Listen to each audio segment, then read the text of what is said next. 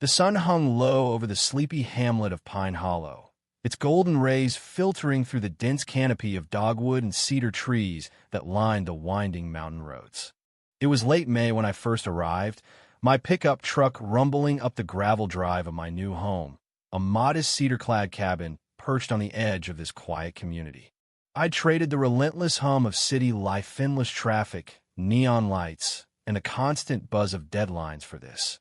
Crisp air laced with the scent of pine, rolling meadows stretching toward the rugged peaks of Blackwood National Park, and the promise of serene weekends lost in nature. My name is Ethan Caldwell, or at least that's what I told people here. The truth was a little more complicated, but I wasn't ready to share it not yet. The real estate agent had painted Pine Hollow as a paradise, a tight-knit community bordered by pristine wilderness, perfect for someone like me who craves solitude and the chance to explore the trails I'd heard so much about. She'd mentioned the Homeowners Association in passing, calling it diligent and committed to keeping the place pristine. I nodded, unbothered. I'd dealt with rules before. Years of HOA gating bureaucracy had toughened me to petty restrictions. Keep the lawn neat, park in the right spot, pay the dues. I could handle that. Or so I thought. I'd barely stepped out of my truck, the dust still settling around my boots, when I spotted her. She strode toward me with the precision of a drill sergeant, a woman in her late 40s with a sharp bob haircut, a navy blazer emblazoned with Pine Hollow HOA, and a clipboard clutched like a weapon. Her smile was all teeth, no warmth, and her eyes glinted with a hawkish intensity that made my skin prickle. Well, she called out, planting herself by my mailbox before I could even grab my keys. You must be the new resident. Welcome to Pine Hollow. I'm Marjorie. Most folks just call me Marge. I'm the HOA VYC president and compliance officer. Her voice dripped with syrupy cheer, but there was a steel edge beneath it that set me on guard. Ethan Caldwell, I replied, forcing a smile. Nice to meet you, Marge. Looks like a beautiful place. I kept it vague. Casual years of discretion had taught me to reveal only what was necessary. Oh, it is, she said, her gaze flicking over my truck, still packed with boxes and a battered hiking pack. She scribbled something on her clipboard. We take pride in keeping it that way. I assume you've read the bylaws. Her tone suggested it wasn't a question. I've glanced through them, I said, stretching the truth. The binder she meant sat unopened on my passenger seat, buried under a stack of maps and work files. I'll give them a closer look once I'm settled. Her lips pursed, but she nodded. Good. We have standards here: landscaping, parking, exterior decor. It's all in there. I'll be around to check in, make sure everything's up to code.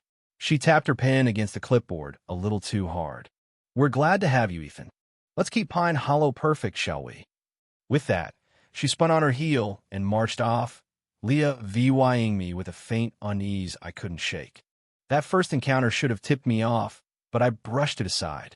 I was here for the trails, the quiet, the chance to breathe, not to tangle with an overzealous HOA enforcer.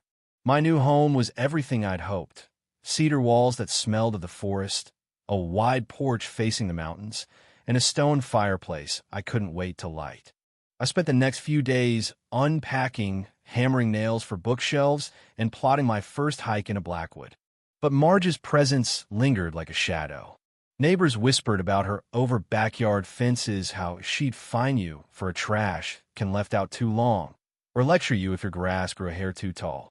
She's got eyes everywhere. One grizzled old-timer muttered to me at the gas station, shaking his head. Best keep your head down. I didn't plan to make waves. Not then. My real reason for MOVYing to Pine Hollow was a secret I guarded closely. I was the newly appointed regional supervisor for Blackwood National Park, a role that came with a fancy title and a quiet mandate to oversee the land I now live beside. Most people pictured park officials in stuffy DC offices or bustling ranger stations, but I negotiated this set-apart-time remote work, part-time on-siteto, stay connected to the wilderness I was sworn to protect. After years in urban sprawl, I wanted to feel the dirt under my boots, hear the wind through the pines, and understand the people who lived on the park's edges.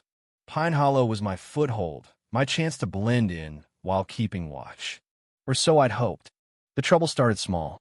A week after I moved in, I hung a simple wooden swing from an oak tree in my front yard, nothing flashy, just a spot to sit and watch the sunset.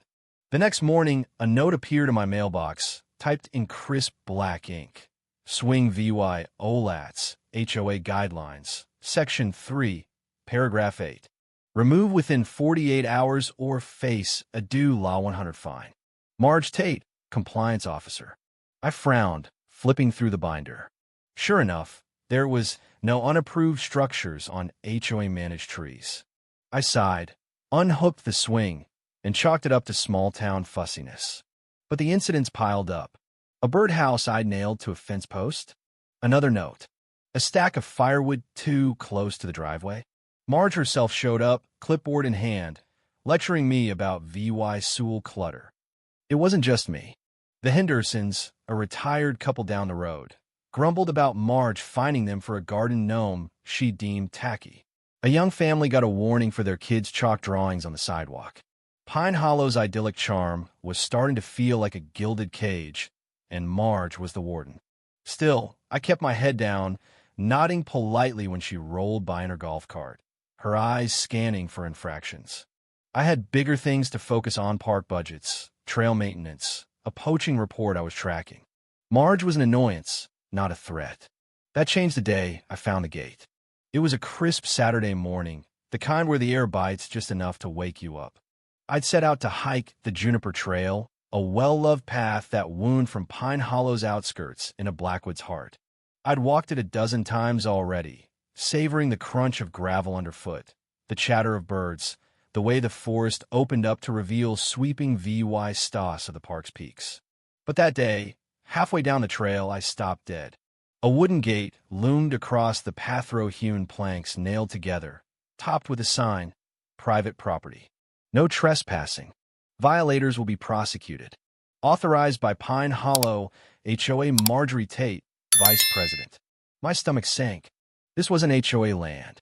The Juniper Trail was a public easement, a right-of-way etched into county records decades ago, linking private property to the national park. I'd studied the maps myself. I snapped photos, gate, sign, coordinates, and checked the park's boundary lines on my phone. The gate sat squarely on the easement, maybe even nudging into federal territory. This wasn't just petty overreach, it was illegal.